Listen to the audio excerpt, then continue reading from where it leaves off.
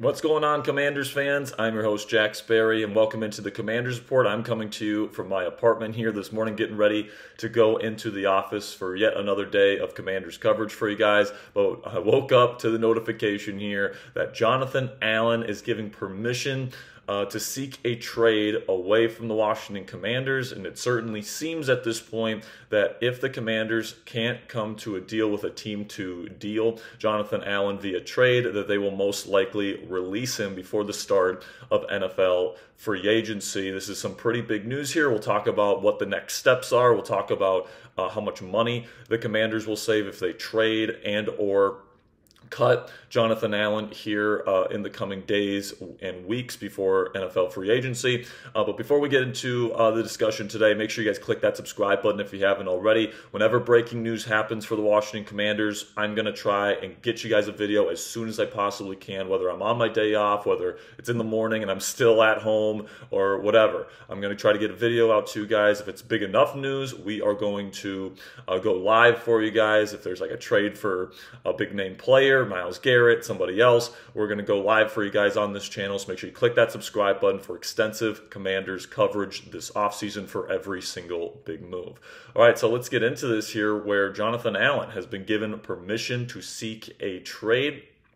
And, Allen has certainly been connected to Commanders trade rumors for multiple years at this point. He has hinted at some points that he wouldn't be opposed to being traded or, sent elsewhere. But last year he did seem to really enjoy himself playing under Dan Quinn here in Washington. Of course, he dealt with that injury. It was a pectoral muscle injury last year where he had to get surgery, and he really had a remarkable comeback, coming back in the later stages of the season, and then, of course, played in the playoffs. He actually played pretty decently in the playoffs, a strong finish to his 2024 campaign, but it seems like after the team drafted Jerzon Newton in the second round last year, who plays a very similar position to Jonathan, and the fact that Daron Payne also makes just a huge contract figure, it makes sense here that the team is moving on from Jonathan Allen. He is 30 years old. He's coming off a season where, honestly, the stats were not phenomenal for him. He had 7 games started last year in the regular season. He had 3 sacks total, just 19 tackles and 3 TFLs. So certainly not anything game-wrecking or anything of that kind. And I think that when the team looked at their defensive tackle situation, they're like, all right, we're paying a little bit too much money for not enough production between Daron Payne and Jonathan Allen. We have to get rid of one of these guys this offseason. And I'm actually a little bit surprised that they are this early to say that they're going to pretty much get rid of Jonathan Allen this offseason. This team has a lot of cap space. If they wanted to keep Daron Payne and Jonathan Allen on the roster, they could certainly do that. Right now they were projected to get around $80+ million in effective cap space heading into free agency, given restructures and expected cuts. But, now with this cut, you're looking at a situation here for the Commanders where you're going to have even more cap space to use on free agents via trade, all this different stuff, because I think that it's probably looking more towards a cut than a trade here, just because, teams know that the Commanders are moving on from Jonathan. He's coming off a year where he had a pretty major injury, didn't have the best season production-wise last year, so I'm not sure if people are going to be willing to take on his contract. So if the Commanders want to get out and cut Jonathan Allen here, they're going to save $16.4 million and a little bit more in change, and they're going to take on $6 million in dead cap. That's according to Over the Cap. So that's either pre or post June 1st. So they might as well just make it a pre-June 1st cut, where you save $16.4 million against the cap, and that's going to get the Commanders, before they re-sign anybody, before all this different stuff that they're going to have to do this offseason, they're going to be kind of flirting with that $100 million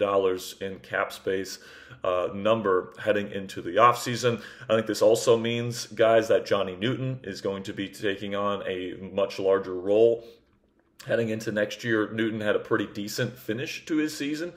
He certainly had to get on a moving train last year. He had 2 foot procedures last offseason, which kind of prevented him from having any sort of offseason program to get his feet wet during OTAs and during mini camps and during training camp. So he had to really, get going once he got healthy here with the Washington Commanders in his rookie season. And, it was kind of a slow start, but I think towards the end of the season, he did show some good things.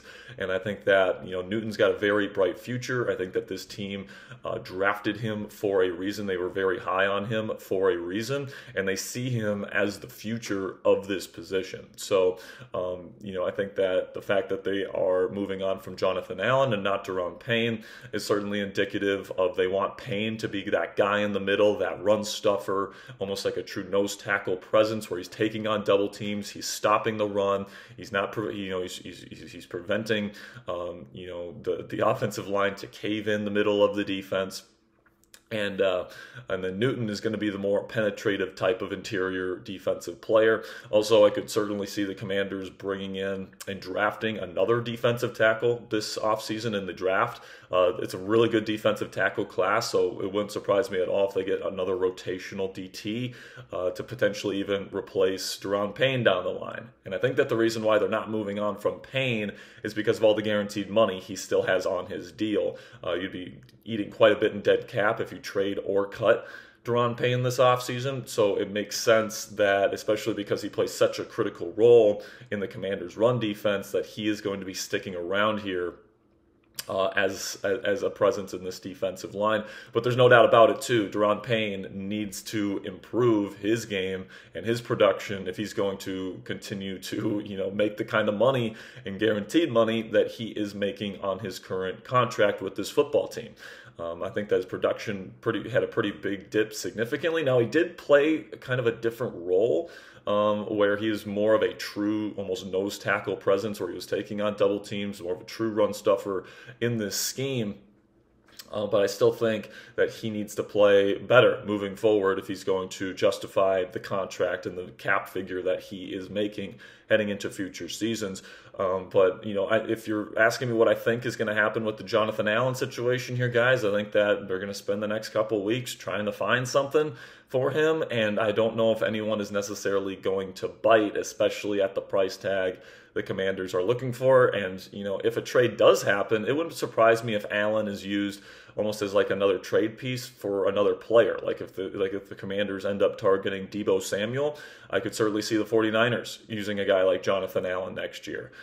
Maybe a guy like Cooper Kupp. If they want Cooper Kupp, they can go and get him, and then the Rams could get another veteran defensive piece for their defensive line as well. So I think that if Allen does get traded, I think there's a pretty decent chance there's another player involved in the deal. It won't just be a Jonathan Allen trade. And then if it is just a Jonathan Allen trade, I kind of feel like it's going to be for a very low draft pick, 6th, 7th round pick.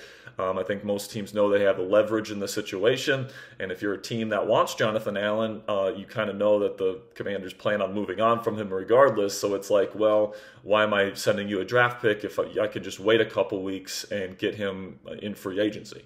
So I think the Commanders don't have a ton of leverage in the situation. I think at the end of the day, the most likely scenario is that Allen ends up getting cut and the Commanders get an additional $16.4 million for their 2025 cap, which is obviously giving them even more room to potentially sign Myles Garrett, to give them even more room to sign the plethora of players that are going to be free agents for this team this year, and then to go out and get outside talent, guys like Ronnie Stanley, if you want him at left tackle, other players. There's lots of good corners in this year's draft class or in this year's free agency class as well. So the opportunities are certainly there still for the Commanders to make some moves this offseason. And later today, GM Adam Peters takes the podium at the NFL Combine. We're going to get that video out to you guys later today, and then potentially later in the day as well, towards the evening, I will break down his press conference and some of my biggest takeaways from his press conference there in Indy, see if we get anything new on the Jonathan Allen thing, see if we get anything new on their interest in Myles Garrett. Should be some pretty interesting answers from Adam Peters later today at the NFL Combine, so make sure you guys click that subscribe button if you haven't already. I'm going to go shower and go get into the office and get ready for another great day of covering the Washington Commanders for you guys here at Chat Sports.